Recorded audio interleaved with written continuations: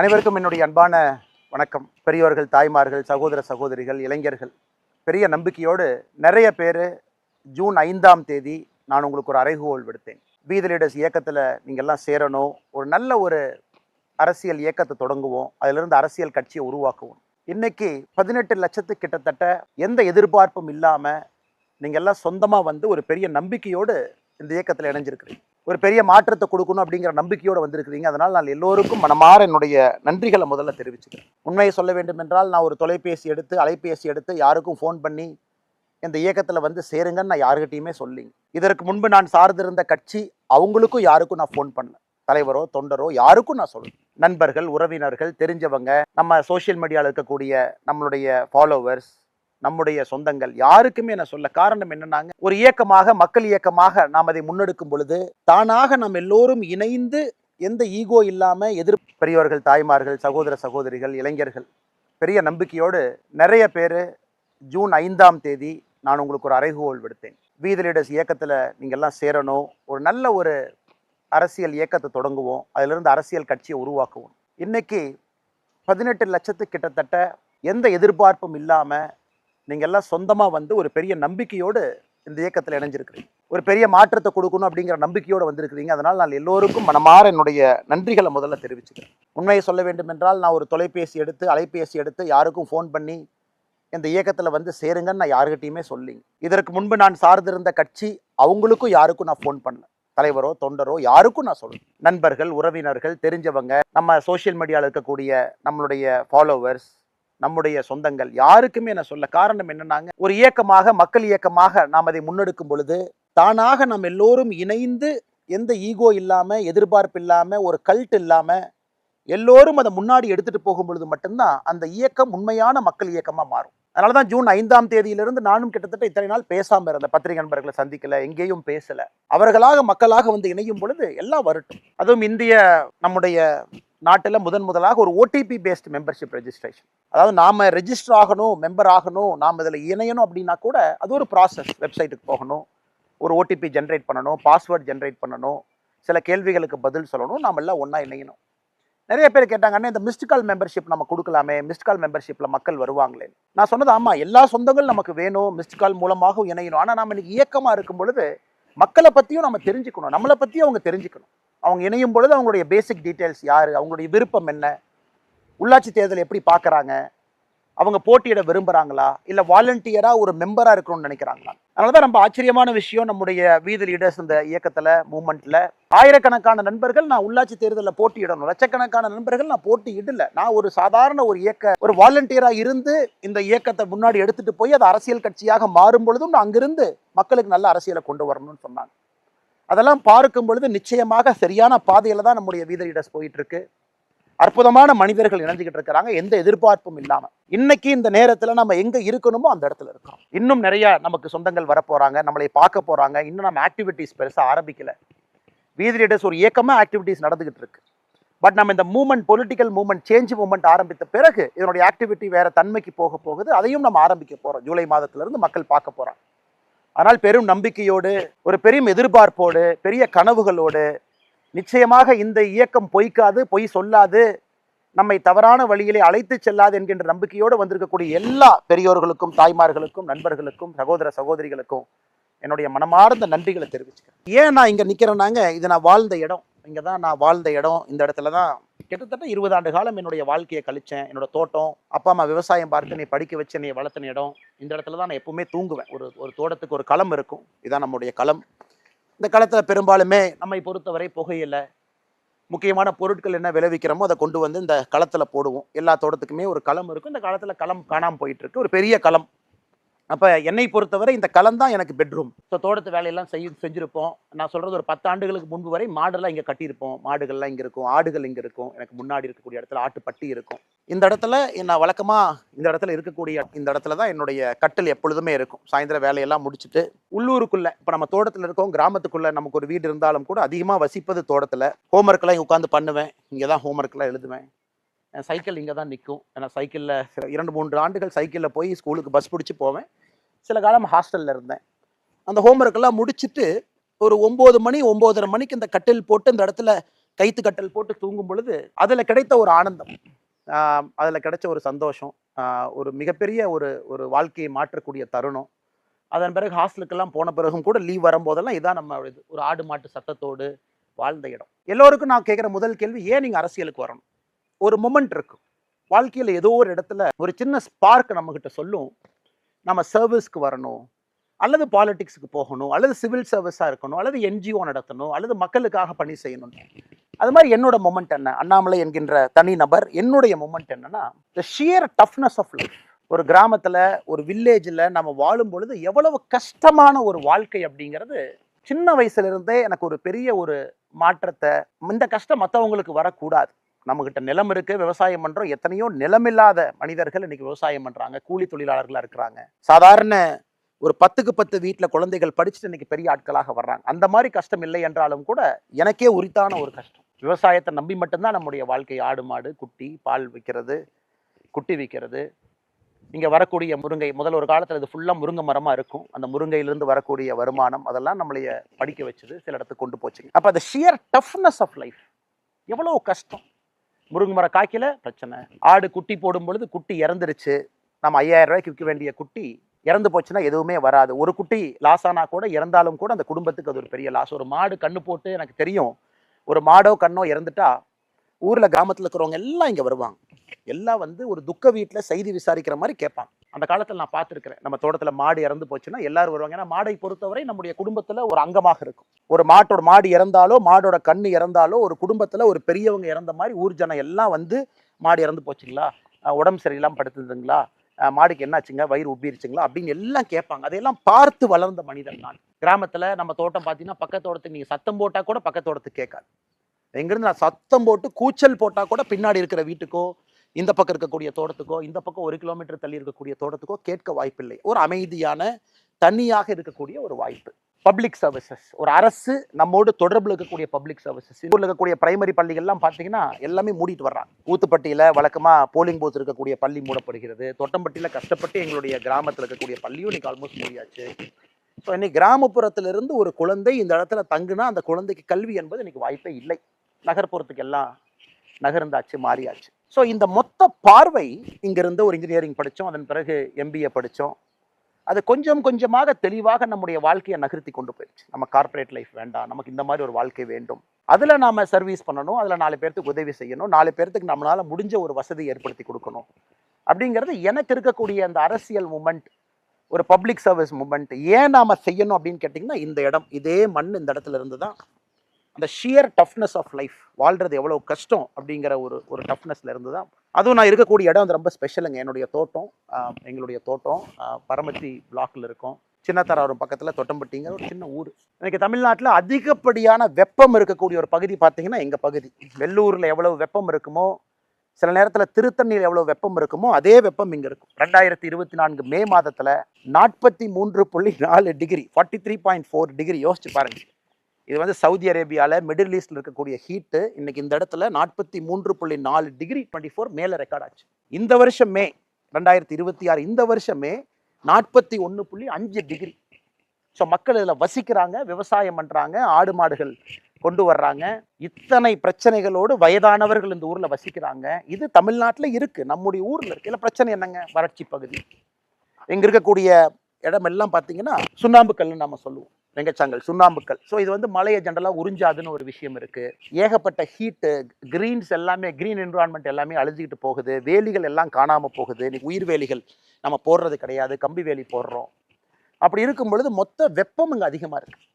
So அப்போ இங்கே almost விவசாயம் செய்ய முடியாது அப்படிங்கிற ஒரு இதில் என்னோட அப்பா அம்மா எல்லாருமே எனக்கு கஷ்டப்பட்டு சொல்லி கொடுத்தது, எப்படியாச்சும் படித்து தப்பிச்சு போயிரு, எப்படியாச்சும் படித்து இந்த ஊரை விட்டு போயிரு, எப்படியாச்சும் படித்து தோட்டத்தை விட்டு போயிரு, எப்படியாச்சும் படித்து விவசாயத்துலேருந்து தப்பிச்சு வெளியே போயிரு. ஆனால் எல்லா பக்கம் சுற்றி அடிச்சுட்டு நான் ஃபைனலாக வந்தது இங்கே தான். 2020 என்னுடைய பதவி போலீஸ் சர்வீஸில் வேண்டான்னு வந்ததுக்கப்புறம் இங்கே வந்து பெரும் முயற்சி எடுத்தேன். விவசாயம் செய்யணும்னு பெரும் முயற்சி. தண்ணி இல்லை, 3-4 போர் போட்டு எல்லா போரும் ஒன்றுன்னா பொக்காமல், தண்ணி இல்லாமல் முயற்சி எடுத்து தோட்டமெல்லாம் எப்படி பண்ணலான்னு ஒரு பெரிய கனவுகளோடு இயற்கை விவசாயத்தை கொண்டு வரணும், ஆட்டுப்பண்ணை கொண்டு வரணும்னு பண்ணி இன்றைக்கி அந்த ஆட்டுப்பண்ணை போயிட்டுருக்கு. இருந்தும் நான் நினைச்ச அளவுக்கு ஒரு ஸ்கேலில் இங்கே செய்ய முடியாத காரணம், இங்கே இருக்கக்கூடிய தன்மை, சாயிலினுடைய ஃபர்டிலிட்டி தன்மை, குறிப்பாக மழை வரத்து, ஹீட். இன்னைக்கு கரூர்ல மட்டும் நீங்க ரொம்ப ஆச்சரியப்படுற விஷயம் பார்த்தீங்கன்னா, கரூர் மாவட்டத்தில் மட்டுமே தமிழ்நாடு முழுவதுமே ஒரு லேண்டை நம்ம கல்டிவேட் பண்ண முடியும், ஒரு லேண்டை நாம சாகுபடி பண்ண முடியும், ஒரு லேண்டில் ஒரு பயிர் செய்ய முடியும். ஆனா அதில் நம்ம பயிர் செய்யல அப்படின்னா அதை கல்ச்சரல் லேண்ட் அப்படிங்கிறாங்க. அது எதுக்கு அந்த பேர் கொடுத்துருக்காங்கன்னு தெரியல. அதான் அரசனுடைய கிளாசிபிகேஷன், கல்ச்சரல் லேண்ட் அப்படிங்கிறாங்க. கல்ச்சரபிள் லேண்ட், கல்ச்சரல் லேண்ட், கல்ச்சரபிள் லேண்ட். இன்னைக்கு தமிழ்நாட்டில் 8.8 லட்சம் ஏக்கர் நிலம் கல்ச்சரபிள் லேண்ட். அதாவது 8.8 லட்சம் ஏக்கர் நிலத்துல விவசாயம் பண்ணலாம், ஆனா விவசாயம் பண்ணாம இருக்கலாம். அந்த தமிழ்நாட்டினுடைய மொத்த 8.8 லட்சம் ஏக்கர்ல கரூர் மாவட்டத்துல மட்டுமே 1.8 லட்சம் இருக்கு. யோசிச்சு பாருங்க. அந்த அளவுக்கு நிலம் வந்து விவசாயம் செய்ய முடியல. ஹீட்டு, தண்ணி இல்லை, வறட்சி, நீர்ப்பாசன வசதிகள் இல்லை, குழந்தைங்க படிச்சுட்டாங்க, ஊர் தாண்டி போயிட்டாங்க, பெரியவங்க மட்டும்தான் தோட்டத்தில் இருக்கிறாங்க, விவசாயம் செய்ய முடியல. எல்லாமே ஒரு காரணம். அதிலும் இன்னொரு ஆச்சரியம் பார்த்தீங்கன்னா, ஒரு இடம் வந்து ரொம்ப பசுமையா இருக்கணும், ரொம்ப கூலா இருக்கணும், ஹீட் இருக்கக்கூடாதுன்னா 32 விழுக்காடு ஃபாரஸ்ட் இருக்கணும். மரம் என்பது 32 விழுக்காடு இருக்கணும் ஃபாரஸ்ட். இன்னைக்கு கரூர் மாவட்டத்தில் மொத்தமாக நீங்க ஃபாரஸ்ட்னு பார்த்தீங்கன்னா 4 விழுக்காடு, 4% இருக்கு. ஏன்னா காரணம் கொஞ்சம் கொஞ்சமா விவசாயத்தை நம்ம பயிர் செய்யும் தொழிலாக அதில் கேஷ் கிராப்பாக பார்க்குறோம். ஸோ அதனால இவ்வளவு பிரச்சனைகளை தீர்க்க முடியுமா அப்படிங்கிறதுக்கு முதலாக கரூரில் வந்து நான் வேலையை விட்டு வந்து இங்கே ஆரம்பிச்சது தான் வி த லீடர்ஸ் ஃபவுண்டேஷன். நான் நிறைய பேர் இன்னைக்கு 18 லட்சம் பேர் கிட்டத்தட்ட நெருங்கி வி த லீடர்ஸ் வந்துட்டீங்க. இன்னும் லட்சக்கணக்கான பேர், இன்னும் கோடிக்கணக்கான நண்பர்கள் நம்ம ஒன்னாக இணைந்து வி த லீடர்ஸ்ல வேலை பார்க்க போறோம். அப்ப எங்க ஆரம்பிச்சதுன்னு கேட்டீங்கன்னா, இங்க ஆரம்பிச்சு. எதுக்கு ஆரம்பிச்சதுன்னா விவசாயத்துக்காக ஆரம்பிச்சு. அப்ப வி த லீடர்ஸ்ல முதலாக 2020 நான் செஞ்சதே இங்க இருக்கக்கூடிய முருங்கை விவசாயிகளை சேர்ந்து ஒரு FPO ஆரம்பிக்கணும். இன்னைக்கு FPO பாத்தீங்கன்னா இன்னைக்கு ஃபேஷன் ஆயிடுச்சு. இன்னைக்கு எல்லாருமே FPO ஆரம்பிக்கணும், விவசாயிகள் ஒன்னா இணையணும். ஸோ 2020 என்னுடைய முயற்சி எல்லாம் இங்கே இருக்கக்கூடிய முருங்கை விவசாயிகளை ஒன்றாக இணைத்து ஒரு ஃபார்மர் ப்ரொடியூஸ் ஆர்கனைசேஷன் ஆரம்பிக்கணும். அதில் நம்முடைய முருங்கைக்காயினுடைய விலையை நாம் சப்போர்ட் பண்ணணும். நம்முடைய முருங்கைக்காய் விலை தனித்தனியாக, உதாரணத்துக்கு இந்த இடத்த பார்த்தீங்கன்னா இதெல்லாம் ஒரு காலத்தில் முருங்கை மரமாக இருந்த இடம். இதெல்லாம் இன்னைக்கு நம்ம ஆட்டுப்பட்டி இருக்குது, 2 முருங்கை மரம் பார்க்குறீங்க, அந்த பக்கம் ஒரு 4 முருங்கை மரம் இருக்குது. இதெல்லாம் முருங்கை மரம் இருக்கக்கூடிய இடம். இது முழுவதுமாக இந்த முருங்கை மரம் எங்களுக்கு சாப்பாடு போட்டுச்சு, வருமானம் கொடுத்துச்சு.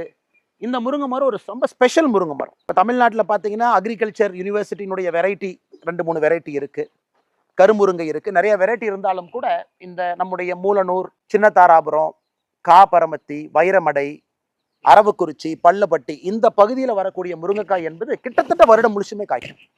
12 மாசத்துல குறைந்தபட்சம் 9 மாசம் காய்க்கும். அதிக வருமானம் வரக்கூடிய நாட்டு முருங்கை, மூலனூர் வகைன்னு சொல்லலாம். நம்மளுக்கு ஒரு லோக்கல் பேர் நம்ம சொல்லிக்கலாம்.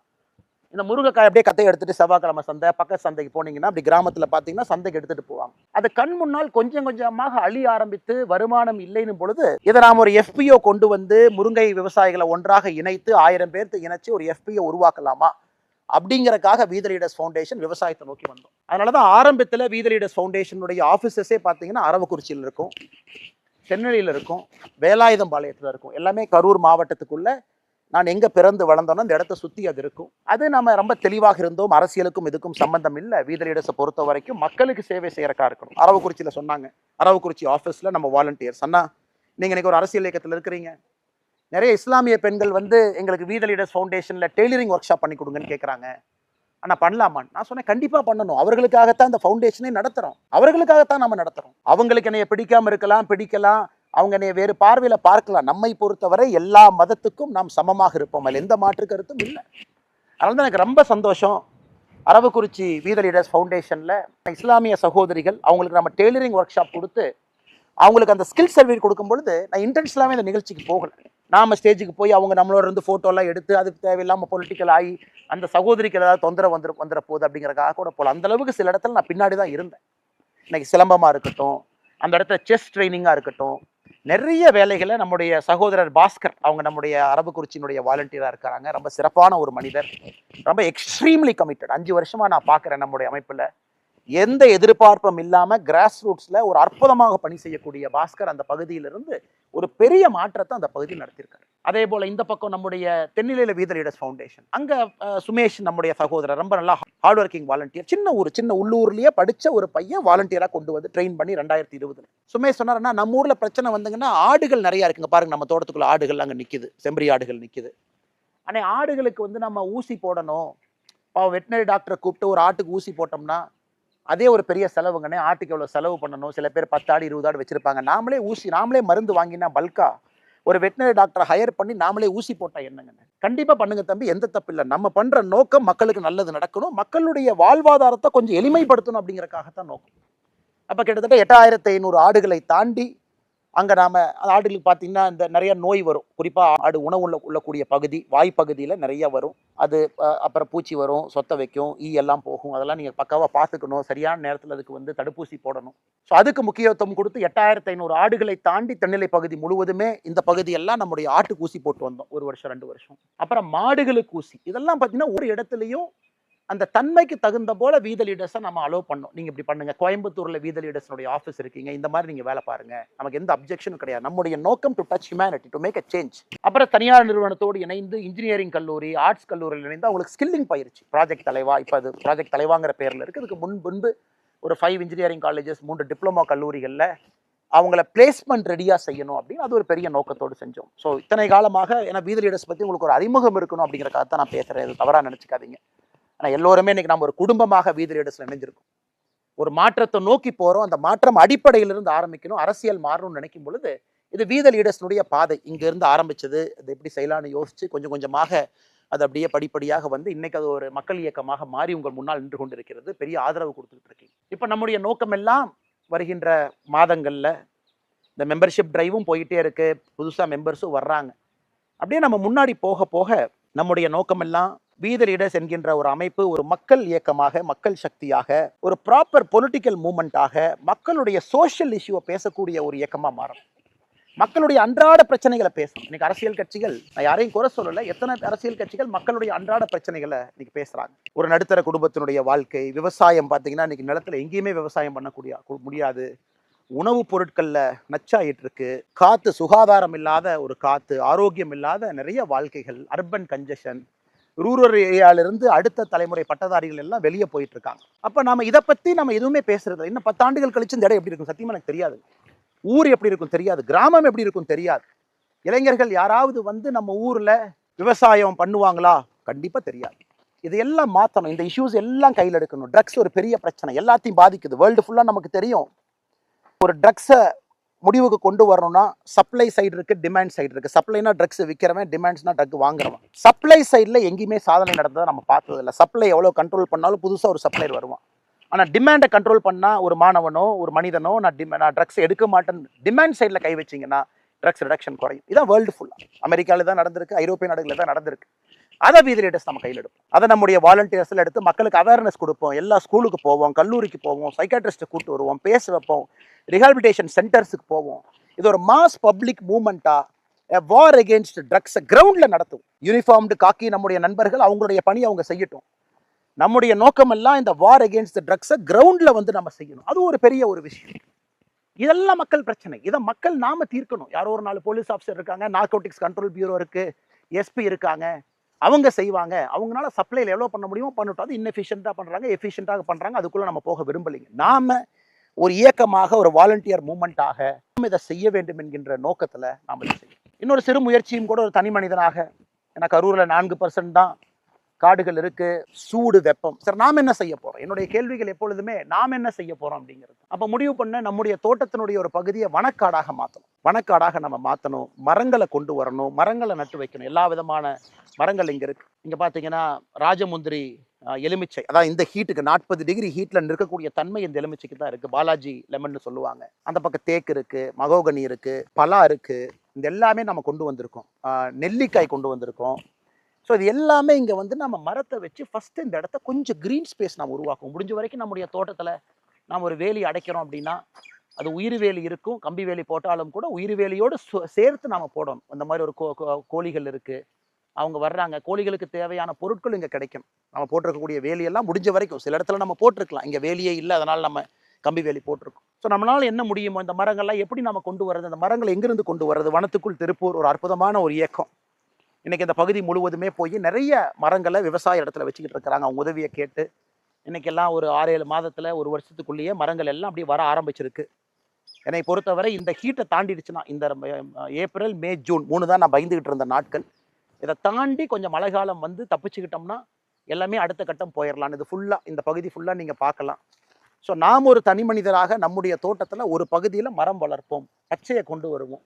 கொஞ்சமாச்சு இந்த பகுதியில் கொஞ்சம் ஹீட்டு குறையட்டும். இது நாளைக்கு இந்த பழங்கள் நமக்கு பயன்படாது, நம்முடைய சந்ததியருக்கு, யாருக்காவது பக்கத்தோட்டத்தில் குழந்தைகளுக்கு உள்ளூர்லேருந்து நடந்து வந்து பழம் பறித்து சாப்பிட்றாங்க. ஏன்னா நான் சின்ன குழந்தையா இருக்கும்போது அப்படி தாங்க இருந்துச்சு. ஏதோ ஒரு தோட்டத்துக்குள்ளே போய் பழத்தை பறிச்சுட்டு வருவோம். இன்னைக்கு இல்லை. இது ஒரு கான்ட்ரிபியூஷன். இது ஒரு குவாலிட்டியாக வீதி லீடர்ஸில் கொண்டு வர முடியுமா? Can we make trees? Can we keep trees? 1 லட்சம், 5 லட்சம், 10 லட்சம், 1 கோடி, 20 கோடி, நிறைய எத்தனையோ செலிபிரிட்டிஸ், நடிகர் விவேக் அவங்க உட்பட எத்தனையோ பேர் மரத்துக்காக தன்னுடைய வாழ்க்கையை அர்ப்பணித்தவங்க எத்தனையோ பேர் இந்த மண்ணில் இருக்காங்க. இன்னைக்கு மரத்தை நாம் ஒரு சின்ன இனிஷியேட்டிவா இங்கே பண்ணியிருக்கோம், இந்த ஏரியா ஃபுல்லாக பண்ணியிருக்கோம், திரும்ப அந்த பக்கம் நாம பலா வச்சிருக்கோம். அதெல்லாம் வரட்டும். ஆனால் இன்னைக்கு நாளைக்கு ரிசல்ட் எதிர்பார்த்தீங்கன்னா வராது, நாளானிக்கு வருமா வராது, அடுத்த வருஷம் வருமா வராது, 2-3 ஆண்டுகள் வேணும் இதெல்லாம் ஒரு ஷேப்புக்கு வர்றக்கு. ஏன்னா அங்கே இருக்கக்கூடிய அந்த சின்ன மரங்கள் பார்த்தீங்கன்னா நான் 2020 இங்கே நான் தான் வச்சேங்க. அந்த 2 மரத்தையும் நான் தான், அந்த பச்சை மரங்கள் நீங்கள் பார்க்குறீங்க, அந்த 2 பச்சை மரம் பெருசாக இருக்கிறது. அப்போ இந்த இடம் ஃபுல்லாக ட்ரையாக இருக்கேன்னு 2020 வச்சது. இன்னைக்கு 6 ஆண்டுகள் பழிச்சு இன்னைக்கு தான் பார்த்தீங்கன்னா அந்த மரங்கள் கொஞ்சம் நிலம் கொடுக்குது. இன்னைக்கு நம்முடைய காளை தீரன் அதில் ஜல்லிக்கட்டுலாம் முடிச்சுட்டு வந்திருக்காங்க. ஸோ தீரன் காளைக்கு அங்கே தான் நான் வரும்போது அங்கே நிப்பாட்டி எல்லாம் குளிப்பாட்டிக்கிட்டு இருந்தாங்க. ஸோ அந்த மரத்துக்கு கீழே இது 6 ஆண்டுகள் ஆச்சு இந்த ஹைட்டுக்கு வந்து இந்த ஷேடு வர்றதுனால நிச்சயமாக இது வரும். ஸோ வீத லீடர்ஸ் நான் அடிக்கடி சொல்றது பொறுமைன்னு என்ன சொல்கிறேன் அப்படின்னாங்க, இன்னைக்கு நீங்கள் விதைச்சிங்கன்னா நாளைக்கு காலையில் அறுவடை பண்ண முடியாது. வேண்டாம். நாம பொலிட்டிக்கல் பார்ட்டி மாதிரி ஷார்ட் டேர்மாக திங்க் பண்ண வேண்டாம். Political moment things long term. நம்ம லாங் டேர்மாக திங்க் பண்ணணும். இன்னைக்கு இந்த சமுதாய பிரச்சனைகள் நாம ஜூலைல, ஆகஸ்ட்ல, செப்டம்பர்ல, அக்டோபர்ல வரிசை எடுக்கிறோம், மக்களை பார்க்குறோம். எல்லாரும் சேர்ந்து ஃப்ரீயா ரிலாக்ஸ்டா பீப்புள் ப்ராப்ளத்தை நம்ம டார்கெட் பண்ணிக்கிட்டே வர்றோம், பீப்புள் மூவ்மெண்ட்டாக செய்கிறோம். ஒரு நாள் நம்ம அரசியல் இயக்கமாக மாற போகிறோம். அது மக்கள் கேட்பாங்க, என்னைக்கு அரசியல் கட்சியாக வரப்போறீங்க, நம்ம வேலையை பார்த்து மக்கள் கேட்க போகிறாங்க. அதனால் இன்னைக்கு எதுக்கு நான் குறிப்பாக இந்த என்னுடைய தோட்டத்துக்கு சொந்த ஊருக்கு இன்னைக்கு வந்து உங்கள்கிட்ட பேசிகிட்டு இருக்கேன் அப்படின்னாங்க, எனக்கு கடந்த நானும் பார்த்துக்கிட்டே இருக்கிறேங்க. இன்னைக்கு கிட்டத்தட்ட ஒரு 8 நாட்களாக வீத லீடர்ஸில் எல்லோருமே நம்முடைய நண்பர்கள் கேம்ப் போட்டு சேர்த்துறாங்க. எல்லா அரசியல் கட்சியிலிருந்து விட்டுட்டு வர்றாங்க, தலைவர்கள் வர்றாங்க, தொண்டர்கள் வர்றாங்க. அதனால் நான் எப்பவுமே ரொம்ப கிளியருங்க, இது ஒரு பொலிட்டிக்கல் பார்ட்டியில் நம்மளால் செய்ய முடியாதுங்கிறதுக்காகத்தான் நம்ம வெளியே வந்து பொலிட்டிக்கல் மூவ்மெண்ட்டாக அதை கொண்டு போகிறோம். ஒரு ஸ்ட்ரக்சர்டு ஒரு வெரி பிக் பொலிட்டிக்கல் பார்ட்டியில் எப்படி இந்த பிரச்சனை எடுக்க முடியுங்க, எப்படி நான் ஃபார்மிங் எடுக்க முடியும், எப்படி நான் வந்து ஒரு தனி மனிதனாக சின்ன லெவலில் ஆர்கானிக் ஃபார்மிங் நான் பண்ணிட்டு இருக்கேன். அதுவும் நீங்கள் பார்ப்பீங்க நான் வீடியோவில். அது ஒரு மூமெண்ட்டாக வீத லீடர்ஸ் ஆர்கானிக் ஃபார்மிங் மூமெண்ட்டாக நம்ம ரன் பண்ணிட்டு இருக்கோம். ஐஐடியோட லான்ச் பண்ணோம் அந்த ப்ரோக்ராமை. ஒரு தனி மனிதனை ஒரு புஷ் கொடுக்குறோம், வாலண்டியர்ஸ் புஷ் கொடுக்குறாங்க ஒரு பக்கம். பட் ஒரு ஆர்கனைஸ்டு பொலிட்டிக்கல் பார்ட்டியில் ஒரு 90% ஆஃப் டைம் நான் டிஃபென்ஸ்லேயே தான் இருக்கு. நாங்கள் செய்கிறது கரெக்ட், எதிர்கட்சிகள் எங்களை பற்றி போய் சொல்கிறாங்க, நான் சொன்னது நியாயமாக இருக்கலாம், உண்மையாக இருக்கலாம், but I analyse 90% of my time. குறிப்பாக ஆக்ஸ்போர்டு பல்கலைக்கழகத்தில் ஃபெல்லோஷிப் போக 4 மாத காலம் அங்கே இருந்த பொழுது நிறைய அரசியலை பற்றி யோசித்தேன். ஃபண்டமெண்டல் பிரின்சிபல்ஸ், எதுக்கு நம்ம பாலிடிக்ஸ் வந்தோம், ரூட் காஸ் என்ன இருக்குது, எதை நம்ம அட்ரஸ் பண்ணணும், குட் கவர்னன்ஸ் எப்படி வரும், நல்ல அரசியல் எங்கிருந்து நம்ம பார்க்க முடியும், என்ன செஞ்சுக்கிட்டு இருக்கோம் இன்னைக்கு எல்லோருடைய அனுமதியோடு இங்கே நானும் ஒரு தனி மனிதனாக உங்களோடு இணைந்து வீத லீடர்ஸ் நம்ம செய்கிறோம். அந்த மாதிரி நிறைய நம்ம செய்யணும். இல்லாட்டி future generation is a dire risk. 25 ஆண்டுகள் கழிச்சு என்னால் என்ன 10 ஆண்டுகளுக்கு முன்பு நான் இங்கே இருந்ததுக்கும் இன்னைக்கும் நான் வித்தியாசமாக பேசிகிட்டு இருக்கிறேங்க. சுற்றுச்சூழல், வெப்பம் எல்லாம் அதிகமாயிருச்சு. நம்ம ஆடு பாருங்க வத்துக்கிட்டு போகுது கேமராவை பார்த்து. அதனால் இன்னைக்கு நாம் செய்ய வேண்டிய வேலையெல்லாம், நாம ஒரு இயக்கத்தில் மெம்பராக we have come here for social change, we are change agents. அப்போ என்னுடைய அன்பான வேண்டுகோள், நாம் ஒரு மேடை போடுறோம், நாம் உறுப்பினர் சேர்க்கிறோம், யாரை பற்றி தப்பாக பேச வேண்டிய அவசியம் நமக்கு இல்லைங்களே. நான் சமீபத்தில் பார்த்தேன், யாரோ எங்கிட்ட கூட கேட்டாங்க, ஆனால் இதை பற்றி உங்கள் பதில் என்னன்னு. எனக்கு யாருன்னு கூட தெரியாது. அவங்க தன்னார்வர்கள், அவங்களாம் மேடை போட்டு பேசுகிறாங்க, சில பேருடைய புகைப்படங்களை போட்டு பேசுகிறாங்க. அதனால் எல்லோருக்கும் என்னுடைய அன்பான வேண்டுகோள், let us be very clear why we are part of this people's movement. நாம பீப்புள் மூவ்மெண்ட் எதுக்காக நாம் இருக்கோம், நமக்கு பாசிட்டிவ் பாலிடிக்ஸ், பாசிட்டிவ் சேஞ்ச் நமக்கு வரும். பிரஸ்கிட்ட எப்போ பேசணும், என்ன பேசணும் பேசுவோம், அவங்களுக்கு என்ன சொல்லணும் நம்ம சொல்லுவோம். எல்லாத்துக்கிட்டையும் போய் நம்ம சண்டை போட்டு எதிரி கட்சிகள் வேண்டாங்க. இன்னைக்கு நம்ம ஆளுங்கட்சி கிடையாது, நம்ம எதிர்கட்சி கிடையாது, நம்ம ரெண்டுமே. நாம இன்னைக்கு ஒரு அரசியல் இயக்கம், political movement, people's movement, political பார்ட்டியாக இல்லை. அதனால என்னுடைய அன்பான வேண்டுகோள், let us be very clear, ஏன் நம்ம பண்றோம். இது ஒரு கல்ட் இல்லை, ஒரு தனி மனிதன். உதாரணத்துக்கு கோயம்புத்தூர் ஏர்போர்ட், நாம ஐயோ சாயந்தரம் வந்தோம்னா நிறைய பேர் வரவேற்க வருவாங்க, அது அவங்களுக்கு பிரச்சனை, சில பேர்த்துக்கு அது தொந்தரவு, ஃப்ளைட்லேருந்து வர்றவங்கள பேசஞ்சருக்கு தொந்தரவு, உள்ள பிடிக்கிறவங்களுக்கு தொந்தரவு, எதுக்கு கஷ்டம்னு சொல்லிட்டு சாயந்தரம் நிறைய பேர் சேருவதற்கு வாய்ப்பு இருக்குன்னு பயணத்தை கேன்சல் பண்ணிட்டு அடுத்த நாள் காலையில் 6:15 ஃப்ளைட் எடுத்துகிட்டு வந்தேன். அப்படி இருந்து நம்முடைய சகோதரர்கள் வரவேற்க வந்திருந்தாங்க. அது கண்டிப்பாக அங்கே இருக்கக்கூடிய பேசஞ்சருக்கு இன்கன்வீனியன்ஸ் ஆயிருந்தாலும் கூட நான் அதில் தெளிவாக இருக்கிறது, நமக்கு இந்த கல்ட் பாலிடிக்ஸ் வேண்டாம், நம்ம காமன் மேன் பாலிடிக்ஸ். காமன் மேனாக சகஜமாக எல்லோரும் ஒன்றாக இணைந்து, ஒரு தலைவர் அங்கே போகிறார், ரிசீவ் பண்ணுறக்கு 10 பேர் வேணுமா, பொலிட்டிக்கல் பார்ட்டிக்கு 50% ஆஃப் டைம் இதுலேயே போயிருக்கு. அவங்க வந்தாங்கன்னா ஒரு பெரிய மாலை வாங்கி போடலாமா, கிரேனை கொண்டு வந்து மாலை வாங்கி போடலாமா, இந்த தப்பை நானும் செஞ்சுருக்கேன், நான் செய்யலின்னு சொல்லிங்க. இன்னைக்கு அதெல்லாம் செய்ய வேண்டாம்னு உங்களோட இணைந்து இந்த மக்கள் இயக்கத்தில் உங்களோட இருக்கிறேன். நமக்கு அதெல்லாம் வேண்டாம். கல்ட்டு பாலிடிக்ஸ்லேருந்து வெளியே வந்துடுவோம், காமன் மேன் மூவ்மெண்ட்டாக ரன் பண்ணுவோம். So that everybody is everybody. இது நம்பர் 1 நம்பர் 2 இவங்க போய் பார்க்கணும், இந்த கதவை போய் திறக்கணும், அண்ணாமலை என்ன கூட 2 பேர் ஃப்ரெண்ட்ஸ் இருக்காங்க, அவங்கள போய் பார்த்தா தான் அவர்கிட்ட பேச முடியாது. எல்லாத்தையும் உடைப்பதற்கான ஒரு பெரிய வாய்ப்பாக நம்முடைய பயணத்தை I'm very excited to see where it will go. இன்னைக்கு நம்ம புரிஞ்சுக்கணும், 18 lakh ரெஜிஸ்ட்ரேஷன் இன்னைக்கு வரைக்கும் இட்ஸ் a phenomenal நம்பருங்க, சாதாரண நம்பர் இல்லை. 18 லட்சம் மனிதர்கள், 18 லட்சம் பேர் நம்முடைய சகோதரிகள், இளைஞர்கள், இளம் பெண்கள், பெரியவர்கள், மூத்தவர்கள் எல்லாம் ஒரு நம்பிக்கையோடு வந்திருக்காங்க. நம்ம என்னங்க பண்ணோம்? ஜூன் 5ஆம் தேதி ஒரு வீடியோவில் 20 நிமிஷம் நம்ம பேசணும், அதில் ஒரு 8 செகண்ட் வீத லீடர்ஸை பற்றி பேசணும். இத்தனை பேர் நம்பிக்கையோடு வந்திருக்கீங்க. இன்னைக்கு எத்தனையோ அரசியல் சொல்லலாம், என்கிட்ட 1 கோடி பேர் இருக்காங்க, எங்கிட்ட 50 லட்சம் பேர் இருக்காங்க, எங்கிட்ட 30 லட்சம் பேர் இருக்காங்க, 1.5 கோடி பேர் இருக்காங்க. அந்த போட்டிக்கே நம்ம போகலையே. ஆரோக்கியமாக நம்ம பில் பண்ணிக்கிட்டே போவோம். எத்தனை பேர் இருக்காங்கன்னு எல்லாத்துக்குமே தெரியும். எல்லா அரசியல் கட்சியில் எத்தனை பேர் இருக்காங்க, அதுக்குள்ள நான் போக விரும்பலையே. நமக்கு நம்ம நம்பர்ஸ் இந்த வெப்சைட் டிரான்ஸ்பரண்டா அது ஓப்பனா இருக்கும். முதல் நாள் 1 மில்லியன் 10 லட்சம் பேர் வந்தாங்க, அடுத்த 3 நாள் இப்படி வந்தாங்க, இன்னைக்கு கொஞ்சம் 2 நாள்ல கொஞ்சம் கம்மியா வர்றாங்க என்ன அப்படின்னு 2 பத்திரிகையில சொன்னதாக சில பேர் சொன்னாங்க. நம்ம ஃபர்ஸ்ட் வீத லீடர்ஸ்ல நம்முடைய ஃபர்ஸ்ட் விஷயம் we are authentic, நேர்மை, ஆத்தென்டிசிட்டி. அந்த வெப்சைட்னுடைய நம்பர்ஸ் கவுண்டர் அப்படியே தாங்க இருக்கும். ஒரு நாள் யாருமே சேரலனா கூட அந்த கவுண்டர் அப்படியே தான் இருக்கும். அந்த கவுண்டர் என்னைக்கு 50 லட்சம் அப்படிங்கிற எண்ணுக்கு வருதோ அன்னைக்கு நம்ம பேசுவோம்.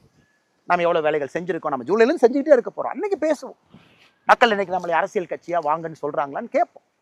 அது வரைக்கும் நம்ம வேலைகளை செஞ்சுக்கிட்டே இருப்போம். அவ்வளோ வேலைகள் நமக்கு இருக்குது, பாசிட்டிவான வேலைகள், ஹாப்பியாக, ஸ்ட்ரெஸ் இல்லாமல். அதனால் இன்னைக்கு இந்த கவுண்டர் ஏறிக்கிட்டே இருக்கும். 18 லட்சத்துலேருந்து லெட் இட் கீப் கோயிங். புதிதாக எல்லோரையும் நம்ம வரவேற்போம், ஒருங்கிணைப்போம், அவங்கள கொண்டு வருவோம், ஆரோக்கியமாக பாசிட்டிவான ஒரு அரசியல் நம்ம செய்வோம். 50,01,000 அப்படின்னு வரும் பொழுது நம்ம பேசுவோம். என்ன செய்யலாம், இது வரைக்கும் நம்ம செஞ்சுருக்கோம், ஜூலை, ஆகஸ்ட், செப்டம்பர், அக்டோபர் பண்ணியிருக்கோம், எப்படி கொண்டு போகலாம், அடுத்தது உள்ளாட்சி தேர்தல் எப்படி நம்ம ஃபேஸ் பண்ணலாம், அதற்கான ஆயத்த பணிகள். 70,000 பேர் அன்னைக்கு உள்ளாட்சி தேர்தல் நான் கண்டெஸ்ட் பண்ணுவேன், 70,000 பேர்த்துக்கு மேலே சொல்லியிருக்கிறாங்க. அவர்கள் எப்படி நம்ம ஒருங்கிணைக்க போகிறோம்? அதில் 10,000 பேர்த்து கிட்டத்தட்ட ஏற்கனவே தேர்தலில் போட்டியிட்டவர்கள். ஏதோ ஒரு தேர்தல், பெரும்பாலும் உள்ளாட்சி தேர்தல், பஞ்சாயத்து லெவலில் மெம்பர்ஸாக போட்டியிட்டவங்க, பஞ்சாயத்து தலைவர்களாக போட்டியிட்டவங்க, அவங்களை எப்படி ஒருங்கிணைக்கிறது, என்ன டூல்ஸ் கொடுக்குறது, என்ன சிஸ்டம் கொடுக்குறது? ஏன்னா இன்னைக்கு நீங்கள் ஒரு அரசியல்வாதி எதுவுமே தயார் பண்ணாமல் போய் பாலிடிக்ஸ் பண்ணணும்னா எப்படி பண்ணுவாங்க? ஃபினான்ஸ் எப்படி, ஸ்டேட் எக்ஸ்பெண்டிச்சர் எப்படி இருக்குது, டாக்ஸேஷன் எப்படி, மத்திய அரசு எவ்வளோ பணத்தை டிவால்வ் பண்ணுறாங்க, பஞ்சாயத்துக்கு எவ்வளோ பணம் வருது, பஞ்சாயத்தினுடைய அடிப்படை ப்ராப்ளம்ஸ் என்ன, அர்பன் ஏரியா எப்படி இருக்குது, ரூரல் ஏரியா எப்படி இருக்குது, அது எதுவுமே தெரியாமல் நம்ம ஒருத்தர் போய் பஞ்சாயத்து எலெக்ஷன் நிற்க வச்சு how will they help people? இல்லை நான் இந்த ரசிகர் மன்றத்தில் இருந்தேன், அங்கே இருந்தேன், இங்கே இருந்தேன், நான் அரசியல் கட்சியில் நேற்று காலையில் சேர்ந்தேன், இன்னைக்கு காலையில் சீட் கொடுத்தாங்க, நான் எம்எல்ஏ ஆகிட்டேன், எம்பி ஆகிட்டேன், யாரையும் குறை சொல்லிங்க. But are they equipped to handle that job? அதுக்கு தான் நம்ம ஏபிஜே அப்துல் கலாம் ஐயா பேரில் centre for ethics and politics கோயம்புத்தூர்ல பியூட்டிஃபுல்லா நம்ம கொண்டு வரோம். வேர்ல்டு கிளாஸ் ஃபெசிலிட்டி நம்ம கொண்டு வரோம். That is a promise from we the leaders. Beautiful facility. நம்ம எல்லோரும் சேர்ந்து அந்த ஃபெசிலிட்டியை பில்ட் பண்ண போறோம். அது வருகின்ற காலத்தில் அந்த அறிவிப்பையும் பார்ப்பீங்க. It is a model institution. ஒரு எத்திக்ஸ் அண்ட் பாலிடிக்ஸ் எப்படி ஒருத்தவங்க உள்ள வரணும், எந்த மாதிரி ஷேப் பண்ணவங்களை, எந்த மாதிரி எக்ஸ்போஷர் கொடுக்கணும், அவங்களுக்கு எந்த மாதிரி அவேர்னஸ் இருக்கணும், வில்லேஜ் விசிட்ஸ் எப்படி இருக்கணும், எல்லாத்தையும் ஷேப் பண்ணி அந்த கேண்டிடேட்டை கொண்டு வந்து மக்கள் முன்னாடி நிறுத்தும். ஸோ தட் ஜெயிச்சாலும் கூட தேர் எக்யூப்ட் டு சர்வ். இன்னைக்கு ஜெயிச்ச பல பேர் அன்எக்யூப்ட் டு சர்வ். அப்போ எப்படி சேஞ்ச் வருங்க? அதனால அதுக்கு நமக்கு ஏபிஜே அப்துல் கலாம் ஐயா பேர்ல centre for ethics and politics தேவைப்படுது. அதான் நான் அந்த பேசும்போது 20 நிமிஷத்துல நான் ஹிண்ட் பண்ணேன். we will bring that also. இன்னைக்கே பாருங்க, அந்த முருங்கை மரத்தை பாருங்க, பேச பேச இப்போ தான் கவனிக்கிறேன் எந்த அளவுக்கு பாருங்க எல்லாம் பட்டு போயிருக்கு. மரம் காய ஆரம்பிச்சிருக்கு. தண்ணி பிரச்சனை. நம்மளும் முடிஞ்ச வரைக்கும் இருக்கிற தண்ணியை ரொம்ப வேல்யூபிளாக அந்த சொட்டு நீர் பாசனத்தில் சொட்டு நீர் வந்துகிட்டு இருக்கு. ரொம்ப வேல்யூபிளாக அந்த மரத்துக்கு ஃபர்ஸ்ட் ப்ரையாரிட்டி கொடுக்குறோம். இந்த மரத்தை காப்பாற்றினா, நேற்று நான் சொன்ன பாருங்க, மேலே 41.5 டிகிரி, 41.5 டிகிரி, யோசிச்சு பாருங்க. நல்ல பெரிய இது இந்த வெப்பத்தை எப்படி குறைக்கிறது, வெங்கச்சாங்கல் பூமி இது எப்படி சரி பண்ணுறது, எல்லாத்தையும் நம்ம சரி பண்ணுவோம். அதனால் உங்களுடைய அன்பு ஆதரவு எப்பவும் இருக்கணும். நீங்கள் நம்பணும். You should travel with me. ஏன்னா இந்த பிரச்சனைகள் எல்லாம், ஏன்னா இது தனிப்பட்ட பிரச்சனைன்னு பார்க்காதீங்க. தனிப்பட்ட பிரச்சனை உங்களுக்கு முன்னாடி சொல்கிறேன். இதிலிருந்து தான் நான் பொது பிரச்சனையாக வெளியே வந்தேன். தனிப்பட்ட பிரச்சனை இது. நான் ஸ்கூலில் எப்படி போய் படித்தேன், கல்லூரியில் எப்படி போய் படித்தேன், தோட்டத்தில் எப்படி வாழ்ந்தேன், விவசாயம் எங்கே, உணவு எங்கே வருது, இந்த தனிப்பட்ட பிரச்சனையை நான் பொது பிரச்சனையாக பார்க்குறேன். இரிகேஷனே இல்லாமல் ஒரு பகுதி இருக்குது. இங்கே விவசாயிகள் எவ்வளோ கஷ்டப்படுறாங்க. கிணத்தை நம்பி மட்டும் தான் இருக்கும். கிணத்துல தண்ணி எவ்வளோ கீழே இருக்குன்னு பார்த்தீங்கன்னா கிணத்தை நம்பி மட்டும் இருக்கும். அதனால் வருகின்ற காலத்தில் அப்படியே வாங்க, நம்ம தோட்டத்தை ஒரு பார்வை பார்ப்போம். அப்படியே நம்ம வைத்திருக்கக்கூடிய மரத்தை பார்ப்போம். செடிகள்லாம் எந்த அளவுக்கு உயர்ந்திருக்குன்னு பார்ப்போம். இந்த வேளாமரம் கொஞ்சம் வயசாயிருச்சு, உளுந்திருக்கு, இது எல்லாத்தையும் எடுக்கணும். அதுவும் ஒரு சிஸ்டம். பெரும்பாலும் நான் ஒரு கண்டிஷனில் வச்சுருக்கேன், எந்த காரணத்துக்கும் எந்த மரத்தையும் நாம் வெட்டக்கூடாது, விற்கக்கூடாது. ஒரு காலத்தில் கிராம பகுதியில் பார்த்தீங்கன்னா மரத்தை விற்பது தான் நமக்கு ஒரு வருமானம். பாவம், வேறு எங்கேருந்து வருமானம் வருங்க? நான் அப்படியே அது வயசானாலும் அது விழுகட்டும், அது வயசானாலும் அந்த மரம் அப்படியே விழுகட்டும், அதை மக்கி போகட்டும், நம்ம மரத்தை வெட்ட வேண்டாம் அப்படிங்கிற ஒரு கான்செப்ட். எங்கள் அப்பாட்ட ஒரு சின்ன சண்டை கூட ஒரு 3-4 வருஷத்துக்கு முன்னாடி. அதனால் மரம் அப்படியே இருக்கட்டும். ஸோ இந்த செடி மேலே விழுந்திருக்கு. அதனால் மரத்தை நம்ம பொறுத்த வரைக்கும் இந்த மரத்தை எல்லாம் அப்புறப்படுத்தணும், விழுந்த மரத்தை. இன்னைக்கு செடிகள் வைத்திருக்கக்கூடிய செடிகள் தப்பிச்சு வந்துடும். இந்த ஏரியா ஃபுல்லாக இன்னும் ஒரு 5 ஆண்டுகள் கழித்து கொஞ்சம் பசுமையாக வந்துட்டா மக்களுக்கு நன்றி, வனத்துக்குள் திருப்பூருக்கு நன்றி, வேலை செஞ்சவங்களுக்கு நன்றி. நாகராஜன் அண்ணன் வாலண்டியராக வந்து அந்த இயக்கத்திலிருந்து இங்கே வந்து நம்மோடு தோட்டத்தில் வேலை பார்த்தாங்க, அவருக்கும் பெரிய நன்றி. எத்தனையோ பேர் உழைச்சிருக்கிறாங்க, எல்லோருக்கும் நன்றி. இந்த ஏரி நான் பார்த்தீங்கன்னா அந்த காலத்தில் மழையெல்லாம் பெய்யும் பொழுது தண்ணியை தடுப்போம், அந்த ஏரி போட்டு தான் தண்ணியை தடுப்போம். ஸோ இங்கே வாட்டர் ரீட்டைன் ஆகிறதுக்காக பழங்காலமாக விவசாய பெருமக்கள் முன்னோர்கள் இந்த ஏரி. இன்னைக்கு இந்த மரம் கொஞ்சம் கம்மியாக, கொஞ்சம் பேஸ் குறைவாக வரும். நீங்கள் பார்த்தீங்கன்னா இங்கே இருக்கக்கூடிய மரங்கள் எல்லாம் தேக்கு மரங்கள், மெதுவாக முளைச்சி வரும், ஸ்ட்ராங்காக வரும். ஸோ அதனால தான் நான் பல இடத்துல சொல்லுவேன், வீதி லேடர்ஸை பொறுத்த வரைக்கும் ஒரு தேக்கு மரம் மாதிரி வரும். வச்சு பல மாதங்கள் ஆகியிருந்தாலும் கூட அப்படி கொஞ்சம் கொஞ்சமாக மெதுவாக அப்படி எந்திரிச்சு அப்படி தேக்கு வருது. மேலே வந்ததுக்கப்புறம் பலமாக இருக்கும். அதனால் இந்த நம்ம இங்கே பாருங்கள், கெடா ஓடிட்டுருக்கு, ஆட்டினுடைய ஓடிட்டுருக்கு. நம்முடைய தோட்டத்தில் இருக்கக்கூடிய கோவில், கருப்பண்ணசாமி கோவிலுக்கு இந்த கெடா வெட்டுறக்காக 6 மாதத்திற்கு முன்பு பிடிச்சிட்டு வந்தாங்க. சாமி முன்னாடி துளுக்குனா தானே வெட்டுவோம். அப்போ கெடா துளுக்கவே இல்லை, அப்படியே நின்றுட்டே இருந்தாங்க. அப்புறம் நான் சொல்லிட்டேன், இல்லை இந்த கெடாய்க்கு வந்து நம்ம வெட்ட போவது கிடையாது, தோட்டத்துக்குள்ளே ஃப்ரீயாக அது பாட்டுக்கு ரிலாக்ஸாக இருக்கும், யாரும் எதுவும் தொந்தரவு பண்ணாதீங்க. அந்த கெடாய்க்கு ஆண்டவனே உயிர் கொடுத்துட்டாங்க. நம்ம பழக்கம் இருந்தால் கூட இன்னொரு கெடாயை வாங்கி துளுக்க வச்சு நம்ம வெட்டுவோம். பட் இந்த கெடாய் வந்து இந்த வேலையை செய்யட்டும்னு தான் இப்போ ஓடிட்டுருக்கு தோட்டத்துக்குள்ளே. ஸோ இந்த பகுதி பரவாயில்லை, இதுவும் உங்ககிட்ட. அதனால் பெரிய ஒரு எண்ணத்தோடு, ஒரு வேள்வியோடு, ஒரு மாற்றத்தை கொடுக்க வேண்டும் என்கின்ற நம்பிக்கையோடு நாம் இணைஞ்சிருக்கோம். அதனால் உங்களுக்கு இதை சொல்லணுங்கிற ஆசைப்பட்டேன். இன்றைக்கி நம்ம ஒரு ரூமில் உட்காந்து பேசுகிறத விட, ஒரு ஹாலில் உட்காந்து பேசுகிறத விட இதை சொல்லணும். இந்த மரம் எப்படி வளருதுன்னு உங்களுக்கு காட்டணும். அஃப்கோர்ஸ் உங்கள் எல்லாத்துக்குமே தெரியும், தேக்கு எப்படி வளருதுன்னு காட்டணும். சிறிய மரம் எவ்வளோ டைம் எடுத்தது வருது, ஆனால் ஸ்ட்ராங்காக வந்து நிற்கும். ஸோ அதே ஒரு எண்ணத்தோடு வீதி லீடர்ஸ் இயக்கத்தை நம்ம எல்லாம் வளர்த்தி மக்கள் சக்தியாக மாற்றி ஒரு proper political party, representative for everybody, எல்லா ரிலீஜன், எல்லா காஸ்ட், எல்லா தரப்பட்ட மக்கள், ஆல் கிளாஸ், படித்தவங்க படிக்காதவங்க எல்லாத்தையும் கொண்டு வரணும். டெக்னோக்ராட்ஸ் இன்றைக்கி அரசியலுக்குள்ளே எப்படி வர்றதுன்னு தெரியாமல் முழிச்சிட்டு இருக்கான். அட் 45, 50, 40 வயசில் நிறைய சாதிச்சவங்க, அமெரிக்காவில் பார்க்குறேன், லண்டனில் பார்க்குறேங்க, எல்லா இடத்துலையும் பார்க்குறேன், தமிழர்கள் எப்படி அரசியலுக்குள்ளே வர்றது? இன்றைக்கி ஒரு பெரிய கல்ட் ஆயிடுச்சு, அரசியல் கட்சி ஸ்ட்ரக்சர் பெருசாயிருச்சு, பதவியில் எல்லாம் ரொம்ப நாள் இருக்காங்க. அதனால தான் நான் உங்களுக்கு ஷேர் பண்ணேன். அது நேரம் வரும்போது நம்ம பேசுவோம். நம்ம இயக்கம் 50 லட்சம் ஆனதுக்கப்புறம் நம்ம பேசுவோம். டேர்ம் லிமிட்ஸ் இன் பாலிடிக்ஸ் ரொம்ப இன்ட்ரெஸ்டிங்கான ஒரு சப்ஜெக்ட். அது நீங்களும் உங்கள் கருத்தை சொல்லணும். ஒருத்தரே 10 வருஷம் 10 டேர்ம், 50 வருஷம் எம்பி, 50 வருஷம் எம்எல்ஏ, அதெல்லாம் உடைச்சு டேர்ம் லிமிட்ஸ் கொண்டு வருவோம். பழையன கழிதலும் புதுவன புகுதலும் அது நடந்துக்கிட்டே இருக்கணும். பழசு வெளியே போகணும், புதுசு வரணும். ஏன்னா 10 வருஷத்துல உலகமே மாறிடுதுங்க. ஆமாம், ஏதோ ஒரு காலத்தில் எம்எல்ஏ ஆகி, எம்பி ஆகி, பிரதிநிதி ஆகி நாம் 50 வருஷம் கழிச்சு நமக்கு தெரியும்னு உட்காந்துருக்கோம். அதெல்லாம் உடைக்கணும், புதியவர்கள் வரணும். அதுக்கு இந்த அரசியல் இயக்கத்தை எப்படி நம்ம தயார் செய்ய போகிறோம், எப்படி அதை கொண்டு போக போகிறோம், நிறைய அந்த மாதிரி நம்ம பேசுவோம். Will keep talking. பட் இன்னைக்கு இறந்திருக்கக்கூடிய எல்லா நம்முடைய 18 லட்சம் சொந்தங்களுக்கும் நன்றி தெரிவித்து, உங்கள் நேரத்தை கொடுத்து என்னுடைய எங்கள் தோட்டத்தில், நம்ம தோட்டத்தில் நீங்கள் எல்லாம் பார்க்குறீங்க. சின்ன விஷயங்கள் நம்ம செஞ்சுட்டு இருக்கிறது. அதே போல் உங்களுக்கு நேரம் இருக்குது, இன்னும் நீங்கள் அப்படியே கண்டினியூ பண்ணுறீங்கன்னா நாளைக்கு இன்னொரு விஷயத்தை, அது நாளைக்கு நான் தோட்டம் போகிறேன். பட் நீங்கள் வீடியோவில் ஒரே வீடியோவை தான் பார்ப்பீங்க. ஏன்னா இங்கே நம்மளால் இயற்கை விவசாயம் செய்ய முடியல அப்படின்னா இன்னொரு தோட்டத்தை வாங்கி அங்கே இயற்கை விவசாயமும் மாட்டு பண்ணையும் செஞ்சுக்கிட்டு இருக்கேன். ஆரோக்கியமான பால் கொடுக்கணுங்கிற ஒரு வேள்வி, அதையும் நான் உங்களுக்கு காட்ட விரும்புகிறேன். அதையும் நீங்கள் பார்க்கணும். அதே நேரத்தில் நம்முடைய தீரனுக்கு ஒரு ஹலோ சொல்லுவோம். மே 2022 உள்ளே வந்தார், மே கடைசியில் வந்தார்.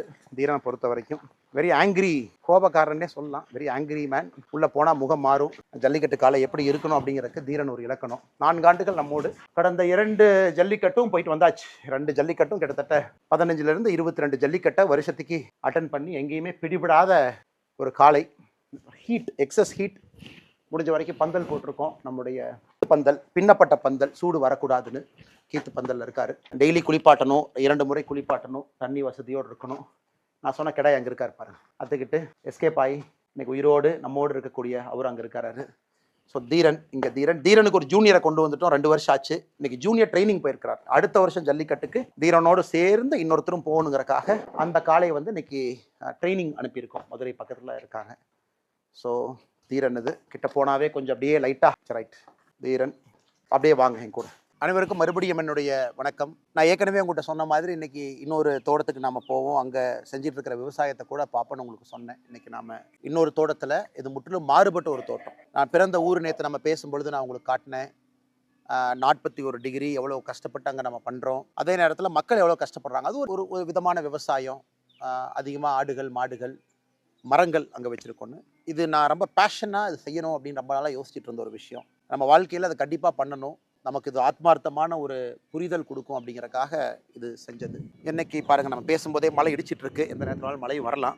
இது நம்ம கோயம்புத்தூர் பக்கத்தில் சிறுவாணியில் இருக்கக்கூடிய நம்முடைய தோட்டம். ஸோ அப்படியே என் கூட வாங்க, அப்படியே பார்க்கலாம். இது வந்து முழுவதுமாக ஆர்கானிக் ஃபார்மிங் நம்ம செய்யக்கூடிய ஒரு தோட்டம் இது. ஸோ நம்ம வி த லீடர்ஸ் அமைப்பு ஆர்கானிக் ஃபார்மிங்கில் நம்ம ஒரு பெரிய ஒரு நோக்கத்தோடு இறங்கியிருக்கோம்.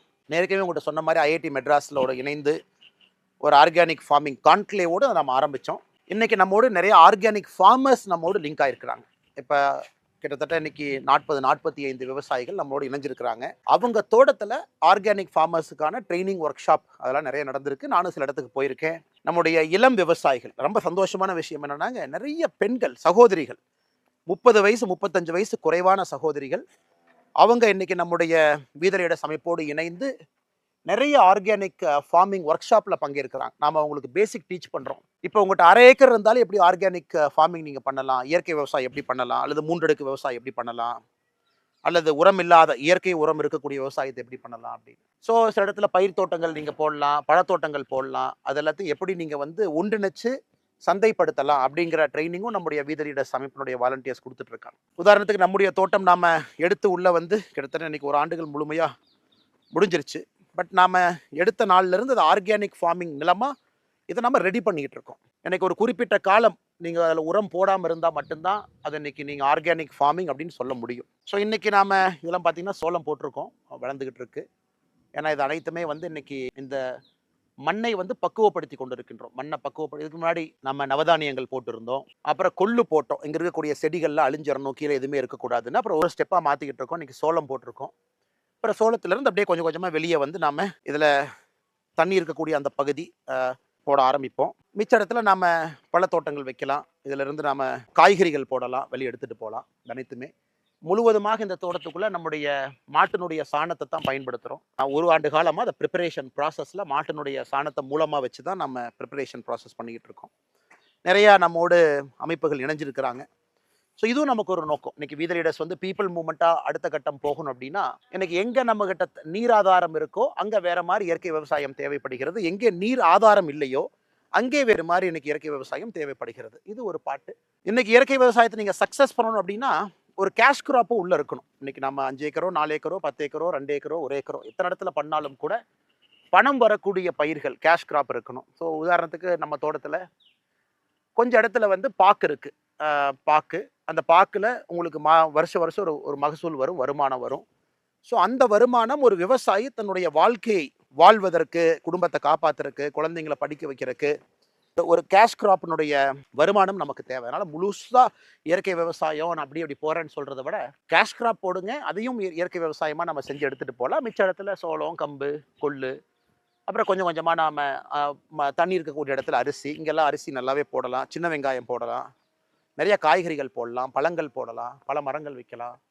இது அனைத்துமே ஒருங்கிணைந்த ஒரு 3 அடுக்கு இன்டெகிரேட்டட் ஃபார்மிங்காக கொண்டு போகணும். அதாவது உள்ளே வந்து வாழ ஆரம்பிக்கணும். எனக்கு ஃப்யூச்சரில் பெரிய ஆசை. இந்த ஸ்ட்ரெஸ்ஸில் இருந்து நமக்கும் ஒரு நேரத்தில் ஓய்வு வரும் பொழுது, ஆண்டவன் அந்த வாய்ப்பு கொடுக்கும் பொழுது இந்த மாதிரி நம்ம தோட்டத்துக்குள்ளே வந்து தங்கி இருக்கணும், குடும்பமாக நம்ம இருக்கணும். அதே நேரத்தில் ஆடு மாடுகள், கோழிகள், வாத்துக்கள் அவங்களோட நம்ம இருக்கோம். ஸோ அதுவும் ஒரு உயிரினம் தான், ஒன்றி இருக்கிறோம். எத்தனையோ உயிரினங்கள், புழு பூச்சிகள் எல்லாமே தோட்டத்துக்குள்ளே இருக்குது. அவங்க எல்லாத்தையும் ஒன்றி நாம் சேர்ந்து இன்டெகிரேட்டடாக ஒரு வாழ்க்கையை ப்ராக்டிஸ் பண்ணும் பொழுது ஆர்கானிக் ஃபார்மிங் என்பது சாத்தியம். இந்த ஒன் ஸ்ட்ரா ரெவல்யூஷன், ஒரு நெல் டீ, அவருடைய புத்தகத்தை நாம் ஒரு பெரிய ஜாப்பனீஸ் ஃபார்மா 1950-60 காலகட்டத்தில் ஒரு பெரிய புரட்சியை ஜப்பானில் நடத்தி காட்டிய ஒரு மனிதர். அப்புறம் நம்மாழ்வார் ஐயா, இவங்க எல்லாமே நமக்கு ஒரு பெரிய இன்ஸ்பிரேஷன். நம்மாழ்வார் ஐயாவை பொறுத்த வரைக்கும் எந்த இடத்துல வேண்டுமானாலும் இயற்கை விவசாயம் செய்து காட்ட முடியும் என்பதை தொடர்ந்து நமக்கு காட்டியவர். எனக்கு அவருடைய புகழ் எப்பொழுதும் நம்மளோடு இருக்கும். அவரையெல்லாம் நம்ம மக்கள் இயக்கத்தில் நம்மாழ்வார் ஐயாவை மையப்படுத்தணும், அவரை கொண்டு வரணும், அவருடைய வாழ்வியல் தத்துவங்களை, முறைகளை மக்களுக்கு எடுத்து சொல்லணும். நிறைய எத்தனையோ அழிந்து போன நெல் ரகத்தை எல்லாம் இன்னைக்கு கொண்டு வந்திருக்கோம், அதையும் நாம் எடுத்து சொல்லணும்.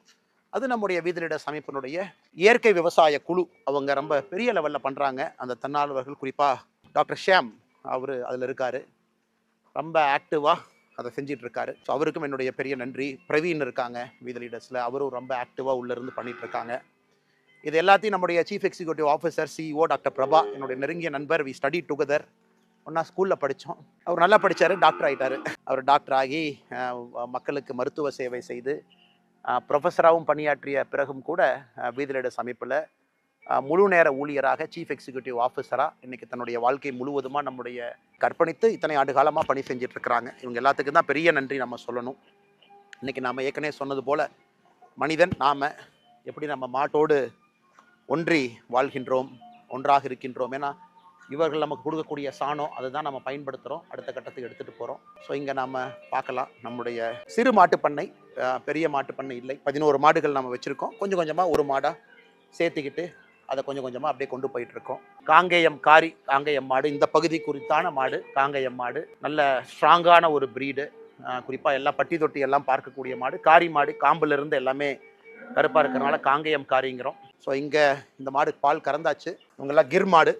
ஒரு விவசாயிக்கு வந்து இன்றைக்கி வந்து அம்மா ஏதோ பண்ணுறேன்னு எவ்வளோ கோபம் பாருங்கள். அதுக்கு அம்மா எதுவும் பண்ணலடா, கிட்ட தான் வந்தேன், சும்மா தான் வந்தேன், எதுவும் பண்ணல அம்மாவை, நான் ஜஸ்ட் அம்மாவை பார்க்குறக்கு வந்தேன், சரியா, ஓகே ஓகே ஓகே. இவங்களாம் கிர் மாடு. இன்றைக்கி விவசாயிக்கு ஒரு மாடுகள் வச்சுருக்கிறோம், அதன் மூலமாக வருமானம் வரும், பால் அதிக லிட்டர் கறக்க முடியும்னா கூட கிர் மாட்டின் மூலமாக முடியும்.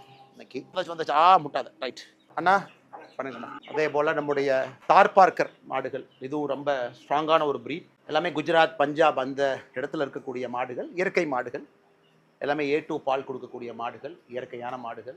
இன்னைக்கு நம்ம கிளைமேட்டுக்கும் அடாப்ட் ஆக ஆரம்பிச்சிருச்சு, நம்ம இடத்துல இருக்கு. பட் அட்வான்டேஜ் என்ன, நாட்டு மாடு அதிக பால் கொடுக்கக்கூடிய மாடு, நம்முடைய காங்கேயம் மாடு நேட்டிவ் ப்ரீடு.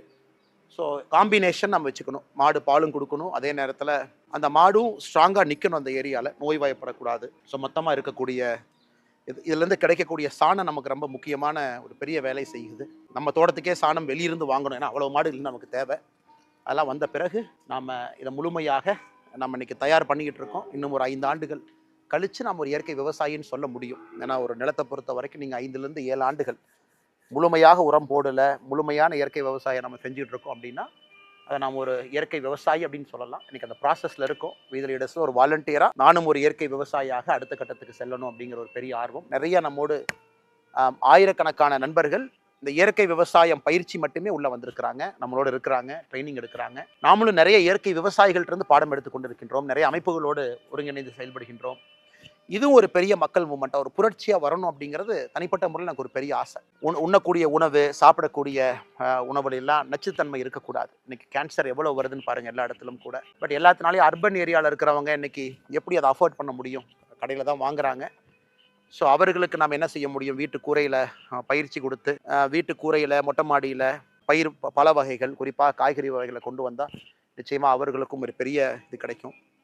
இன்னொன்று முக்கியமானது, ரொம்ப ஒரு எமோஷ்னலான இடம். ஏன்னா நம்ம இங்கே வந்த பிறகு இந்த தோட்டத்துக்கு வந்து நம்ம மாடு வளர்க்க ஆரம்பித்த பிறகு இங்கே ஒரே ஒரு மாட்டோட கண்ணுக்குட்டி இறந்து போயிட்டாங்க, பைரவா. அவங்க 27/12/2025 பிறந்து 10/2/2026 இறந்துட்டாங்க. ஸோ அவங்க ஞாபகார்த்தமாக இது பைரவா அப்படின்னு அந்த மாட்டு அரங்குக்கு நம்ம வச்சுருக்கோம். ஸோ நான் ஏற்கனவே நேற்று சொன்னேன், நம்முடைய ஊரில் ஒரு மாட்டு கண்ணெல்லாம் நம்மை பொறுத்தவரை எந்த அளவுக்கு ஒரு குடும்பத்தில் ஒரு உறுப்பினராக தான் நம்ம பார்க்குறோம். ஸோ நேற்று நம்ம பேசணும் அந்த தோட்டத்தில் இருக்கும் பொழுது, எந்த அளவுக்கு ஒரு கண்ணுக்குட்டியோ மாடோ இழந்துட்டா கூட நம்முடைய உறுப்பினர்கள் மாறித்தான் நம்ம ட்ரீட் பண்ணுறோம், அதில் எந்த மாற்று கருத்தும் இல்லை.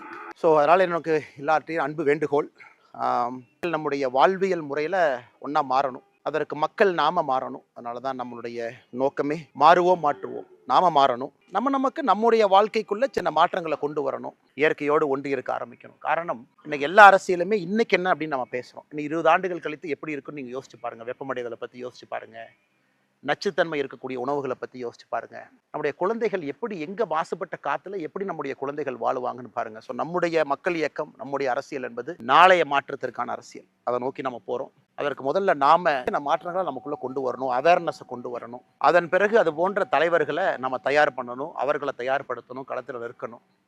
அதன் பிறகு ஒரு ஆட்சியை கொண்டு வரணும். அது செய்யும் பொழுது நிச்சயமாக ஒரு பெரிய மாற்றம் நடக்கும் என்பதில் நான் உறுதியாக இருக்கேன். I am very excited. ஏற்கனவே சொன்னது போல் 2009 பொலிட்டிக்கல் இன்டர்ன்ஷிப் ஆரம்பித்து 2020 அரசியல் கட்சியில் இணைந்து இன்னைக்கு ஒரு மக்கள் இயக்கமாக உங்கள் முன்னாடி இருக்கும் பொழுது ஒரு முறையும் கூட அதே முயற்சி தான். Can we get better politics done, can we make politics that is governance based, development orient, அடுத்த தலைமுறைக்கான அரசியல். அதனால் மாறுவோம் மாற்றுவோம். இது உங்களுக்கு வீதி லீடர்ஸை அறிமுகப்படுத்தக்கூடிய சிறு முயற்சி. ஏன்னா நிறைய பேர் நம்பிக்கையோடு அத்தனை பேர் இணைஞ்சிருக்கிறீங்க, இன்னும் நம்பிக்கையோடு சேர்ந்துக்கிட்டே இருங்க. நம்ம பேசுனது எல்லாமே இயக்கமாக மாறணும். இயற்கை விவசாயம், போதைப் பொருளுக்கு எதிரான நம்முடைய நிலைப்பாடு, ரோட் டிராஃபிக் ஆக்சிடென்ட் இந்தியாவில் மிக அதிக இன்னைக்கு world capital of road traffic accident நம்ம தான். 1,50,000 பேத்துக்கு மேலே இறக்குறாங்க. தமிழ்நாடு தான் இந்தியாவில் நம்பர் 1. அதை நம்ம சரி செய்யணும். வயதானவர்கள் எத்தனையோ பேர் தனிமையில் இருக்காங்க, சைலண்டாக இருக்காங்க, வீட்டுக்குள்ள கூட யாரும் பேசுறதில்ல. அதை சரி பண்ணணும். இதெல்லாம் கூட வருகின்ற காலத்தில் நம்ம ஒரு மக்கள் இயக்கமாக எடுத்து நிறைய தலைவர்கள் உருவாக்குவோம். இதெல்லாம் கூட உள்ளாட்சியில் நம்ம அதை கொண்டு வருவோம். நம்முடைய பிரதிநிதிகள் வரும்பொழுது உள்ளாட்சியில் இது எல்லாமே அறம் சார்ந்த அரசியலை உள்ள கொண்டு வருவோம், அறம் சார்ந்த வாழ்க்கையை கொண்டு வருவோம். அது பெரிய மாற்றத்தை கொண்டு வரும் என்கின்ற முழு நம்பிக்கையோடு மிக பொறுமையாக இணைந்து இதெல்லாம் பார்த்துக்கிட்டு, இதனால வீதி லீடர்ஸ் உண்மையாலுமே களத்தில் இருக்கு. நாம் இந்த மாற்றத்தை பண்ணிக்கிட்டு இருக்கோம். இன்னைக்கு இத்தனை லட்சம் பேர் சேர்ந்துருக்கிறீங்க, யோசிச்சு பாருங்க. இன்னைக்கு சில 100 சில 1000 பேர் இருந்து இந்த வேலைகள்லாம் செஞ்சிருக்கும் பொழுது, இத்தனை லட்சம் பேர் இணைஞ்சு ஒரு மக்கள் இயக்கமாக நாம் கொண்டு போகும் பொழுது எவ்வளவு பெரிய மாற்றத்தை கொடுக்க முடியும். மாறுவோம், மாற்றுவோம். அனைவருக்கும் என்னுடைய அன்பா